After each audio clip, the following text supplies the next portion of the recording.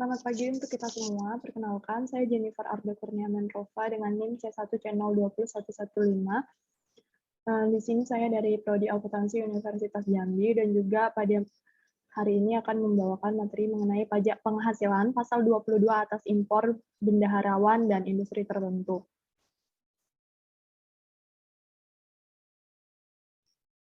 Nah, untuk objek PPh pasal 22 yang dikenakan pajak, PPh pasal 22 adalah suatu kegiatan. Kegiatan yang dimaksud itu meliputi impor barang, ekspor barang tertentu, penjualan barang tertentu, ataupun penjualan kepada pembeli tertentu.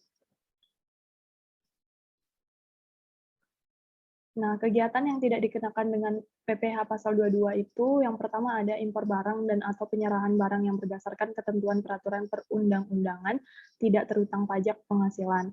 Yang kedua itu ada barang yang dibebaskan dari pungutan bea masuk dan atau pajak pertambahan nilai. Yang ketiga itu ada impor sementara jika pada waktu impornya nyata-nyata dimaksud untuk diekspor kembali.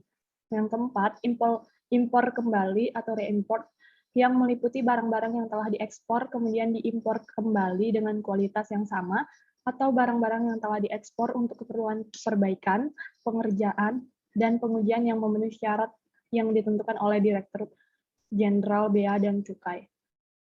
Yang kelima, itu ada impor emas batangan yang akan diproses untuk menghasilkan barang perhiasan dari emas tujuan ekspor. Yang keenam, pembayaran untuk pembelian barang sehubungan dengan penggunaan dana bantuan operasional sekolah atau BOS. Yang ketujuh, penjualan kendaraan bermotor di dalam negeri yang dilakukan oleh industri otomotif, agen tunggal pemegang merek atau ATPM, agen pemegang merek atau APM, dan importir umum kendaraan bermotor yang telah dikenai PPh pasal 22 atas penjualan barang yang tergolong sangat mewah. Yang kedelapan, penjualan emas batangan oleh badan usaha yang melakukan penjualan emas batangan kepada Bank Indonesia. Yang kesembilan, pembelian gabah dan atau beras oleh perusahaan umum Badan Urusan Logistik atau Perum Bulog atau badan usaha milik negara lain yang mendapatkan penugasan sesuai peraturan perundang-undangan. Nah, tata cara pemungutan dan penyetoran PPh pasal 22.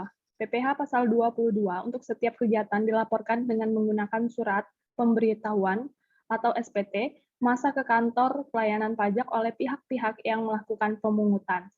Pelaporan PPh pasal 22 atas impor barang dan ekspor komoditas tambang batu bara, mineral logam, dan mineral bukan logam dilakukan oleh Direktorat Jenderal Bea dan Cukai. Pelaporan PPh pasal 22 atas kegiatan selain impor barang dan ekspor komoditas tambang batu bara, mineral logam, dan mineral bukan logam lainnya dilakukan oleh pemungut pajak.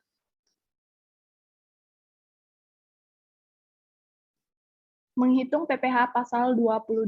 PPh pasal 22 ini dihitung dengan mengalihkan tarif dan dasar pengenaan pajak. Dasar pengenaan pajak dalam PPh pasal 22 meliputi nilai impor, nilai ekspor, dan harga beli atas pembelian barang oleh instansi tertentu, atau harga jual atas penjualan hasil produksi oleh usaha bidang tertentu. Di sini ada rumusnya, PPh pasal 22 sama dengan tarif dikali dengan dasar pengenaan pajak. Nah, untuk contoh perhitungan itu bisa teman-teman lihat pada layar Zoom saya saat ini.